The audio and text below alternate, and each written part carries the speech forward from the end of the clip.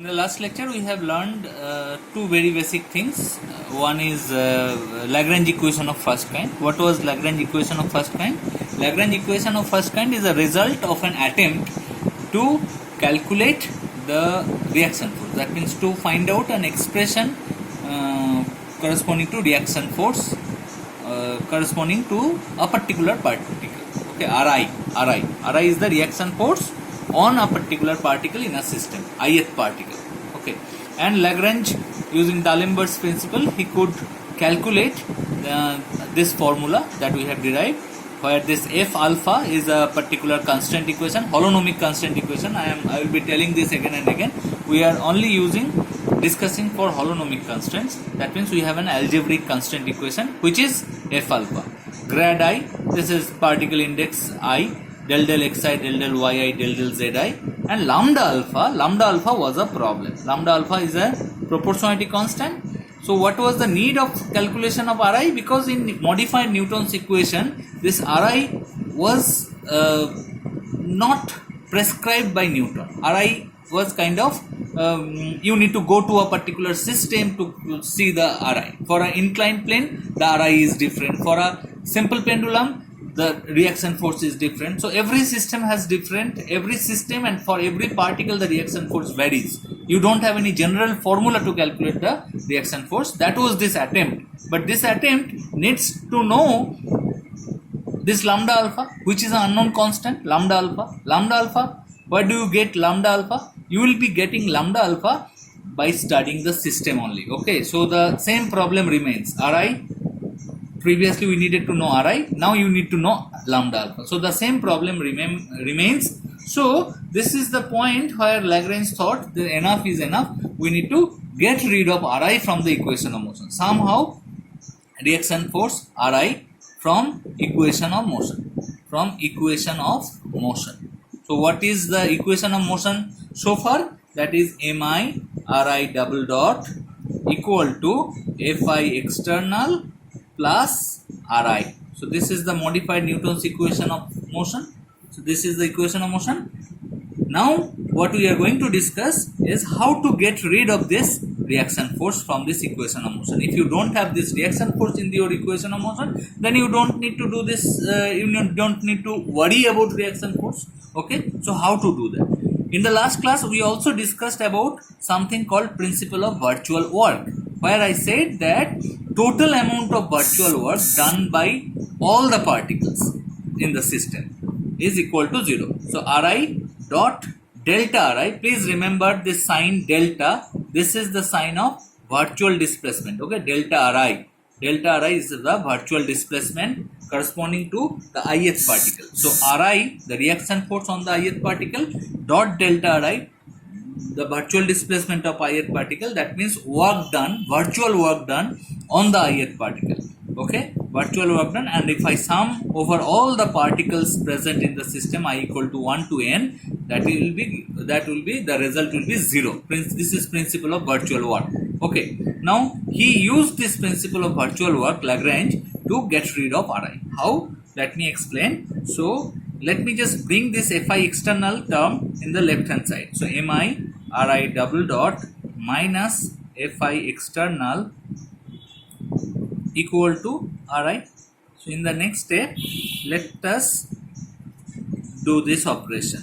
Mi Ri double dot minus Fi external dot delta Ri in both sides, Ri dot delta Ri, and I will be taking a summation over I equal to 1 to n. Okay. Now if I do this, I can do this. Okay. If I do this, the right hand side by principle of virtual work, it becomes 0. So what do I get? I get an equation, very important equation, summation over I equal to 1 to n mi Ri double dot minus Fi external dot delta Ri equal to 0. This is a very important equation. This equation is called first fundamental form in classical mechanics. First fundamental form in classical mechanics. First fundamental form. So what is the speciality of this equation? This is an equation of motion. Definitely, it is describing the all the particles. Okay, so this equation have all the information of the motion of all the particles in a system. Okay, and second thing is that this equation does not have any reaction force in it. Okay, so this is a very important equation. This is basically the first step towards Lagrange equation of motion, which is our last aim of this particular lecture, to find out an alternative equation of motion, alternative to this equation of motion. So this was Newton's equation of motion, modified Newton's equation of motion using reaction force. We want to get another equation of motion that doesn't have those problems I described in slide 1, lecture 1. Okay, first fundamental form. Now let us try to see what does it give us. So let me just write it again. I equal to 1 to n mi Ri double dot minus Fi external dot delta Ri. This is virtual displacement of the ith particle, delta Ri equal to 0. This is the first fundamental form. Now please notice that this equation, let me just write in a simplified one. Let's say the first term m1 dot delta r1 vector plus m2 vector dot delta r2 vector, like that. Okay, let's say I have two particles equal to 0. Suppose this is the first term, this is the second term. So m1, if I can write down m1 equal to 0, then I will be getting the equation of motion corresponding to the first particle. Okay, that means I will be getting r1 double dot equal to something. Okay, something here, and by solving this differential equation I will be getting r1 as a function of time, that is the trajectory of the first particle. And again, if I can write down m2 equal to 0, then if I can write down, then I will be getting r2 as a function of time. That is our aim, to calculate the trajectories of all the particles. This system has two particles, but can we do that? Can I write down m1 equal to 0 and m2 equal to 0 from this equation? We cannot. We can do that.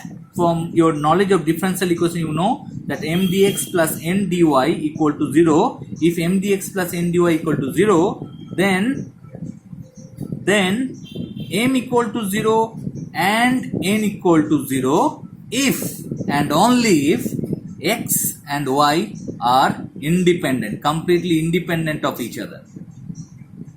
But here r1, r2 are not independent of each other. r1 and r2, are they independent of each other? If your system has two particles, the position vector of the first particle and the position vector of the second particle, they are not completely independent of each other. So suppose for example simple pendulum. In simple pendulum, let's take a case where we are not considering a vectorial representation. Here the two coordinates are x and y. Are they completely independent of each other? X square plus y square equal to L square. There is a relation. So they are not completely independent of each other. They are dependent on each other. Okay. So you cannot say that these two variables dx and dy are completely independent of each other in this case. So delta r1 and delta r2 are not completely independent. So let's take an example of double pendulum again to explain this point. So this is r1 vector and the position vector of this second particle is r2 vector. So r1 and r2 are not completely independent of each other because they are in a system that is connected with each other. So position vector of r1 and position vector of r2 are not independent of each other. So here this ri, I will be writing ri's are not independent of each other. Okay, they are connected via what? Via constraint relations. Constraint relations. Okay, they are connected via constraint relations. So they are not completely independent of each other. So as they are not completely independent of each other, I cannot write down the coefficient of delta R1 equal to 0, coefficient of delta R2 equal to 0, coefficient of delta Ri to be equal to 0. Individually, the coefficients I cannot equate into to 0 equally. And what will be the problem if I can't equate the coefficients of a particular index I to be equal to 0? Then the problem will be that I cannot find out the trajectory of the ith particle. If I cannot write down the coefficient of delta Ri to be equal to 0, then I cannot find out the trajectory of the ith particle. Okay, so in this first fundamental form, the problem here is this, that all the trajectories are coupled to each other. All the trajectories are combined to each other. This equation will be giving you the trajectories of all the particles, but simultaneously you are getting an equation where all the trajectories are combined with each other. Okay, you cannot separate out the trajectories of one particle to the other particle, but that is not our aim.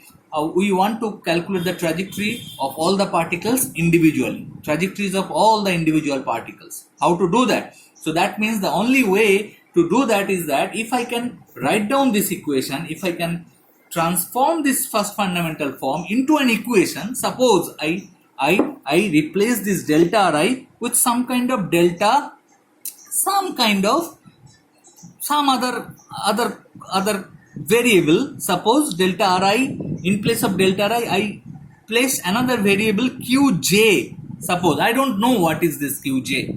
Okay, I just replace this Ri vector with another variable Qj. Ri variable with another variable Qj.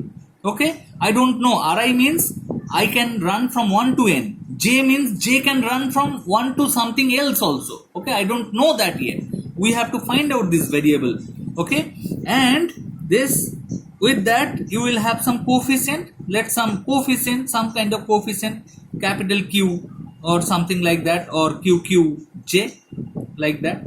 Okay, Qj, delta Qj, and summation over J equal to 1 to something else, something, let's say F equal to 0. If I can, so please understand this, if I can transform this equation into an equation like that, what is the speciality of this equation? In this equation, Qj's are all independent of each other. Independent of each other. Okay, then what I can do? I can write down the individual coefficient of all the Qj's, delta Qj's, to be equal to 0. That means what I can do? I can decouple the trajectories of all the particles. So this is the this is the thing that we are going to do in the next video. But I want you to understand it very clearly. What is our aim here? The first fundamental form we have got. First fundamental form does not have the reaction force in this equation of motion, but it has a problem. What is the problem? Here the problem is that all the trajectories are coupled to each other because of the fact that these Ri's are not independent of each other. So we have to somehow decouple all the trajectories. For that reason, I am trying to find out another variable in place of Ri vector. In place of Ri vector, I am trying to find out another set of variables, I should be saying. Ri is a set of variable, R1, R2, R3, Rn, up to Rn. So these are the set of variables. Okay, I want to find out some Q1, Q2, Q3 up to suppose Qf, another set of variables. These two variables, what is these variables are not all independent of each other. They are connected via constraint relation, but these variables I want them to be completely independent of each other. Okay, if I can do that, then I can write down the coefficient of every delta Qj to be equal to delta Q1 coefficient, that will be equal to 0, delta Q2's coefficient will be equal to 0, delta Q3 its coefficient will be separately 0. So then I can separate out the trajectories of one particle